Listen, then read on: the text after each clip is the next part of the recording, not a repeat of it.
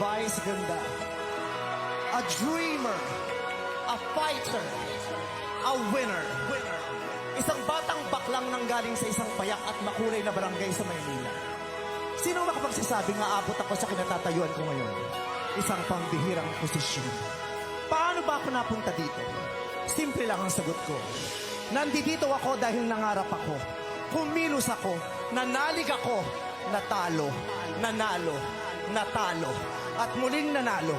At masakit man sa kalooban ng ilan, hanggang ngayon, nananalo pa rin ako. Wak, wak, wak, wak, wak, wak.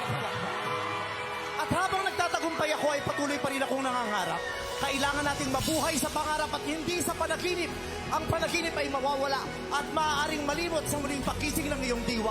Pero ang pangarap ay mananatiling buhay at nagsasalita.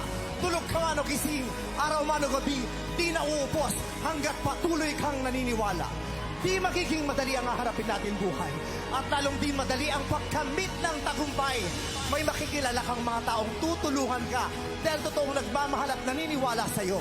May mga tao rin na tutulungan ka dahil sa dulo ay may pakay pala sa'yo. May mga taong sa simula ay gusto kang magtagumpay pero pag nahigitan mo sila, ituturing ka ng kaaway. Ngunit dahil sa determinasyon at lakas ng loob, magtatagumpay ka. At kung kaya ko, kaya mo. Kaya kung isa kang bakla na ngayon ay nakatulala at nag-iisip kung anong gagawin mo sa lipunang sa tulad mo, ay mapanghusga at mapangunsya, tumindig ka at huwag mahiya. Ipakita mo ang husay mo. Pakapaling mo ang tapang at apog mo habang pinapakapal mo ang koloreta sa pagmumukha mo. Pagandahin mo ng pagandahin ang buhay mo. Huwag kang titigil hanggat di dumarating ang araw na lahat ng di tumanggap at nagmahal sa'yo ay nangangarap na ng kahit katiting na pagtingin mo. At pag nangyari yan, gumanti ka. Pero hindi galit ang ibabalik mo sa kanila, kundi pag-ibig na kusang dumadaloy sa puso mong singganda ng bahaghari. At kung ngayon ay dumadanas ka ng hirap sa buhay, makinig ka. Habang kumakalabang sikmura mo, magalit ka. Hindi sa sarili mo, kundi sa sitwasyon mo.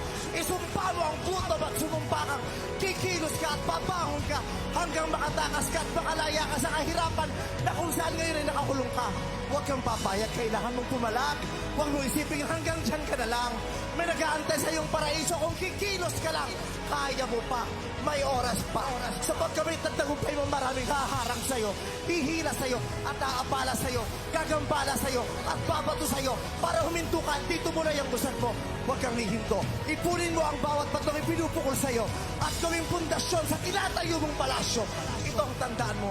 Isinilang ka para maranasan ang lahat at kasama doon ang manalo. Napatunayan ko yan sa paglalakbay ko mula sa aming lugar at sa comedy bar hanggang sa tawagin akong Asia's Uncoverable Phenomenal Box Office Superstar.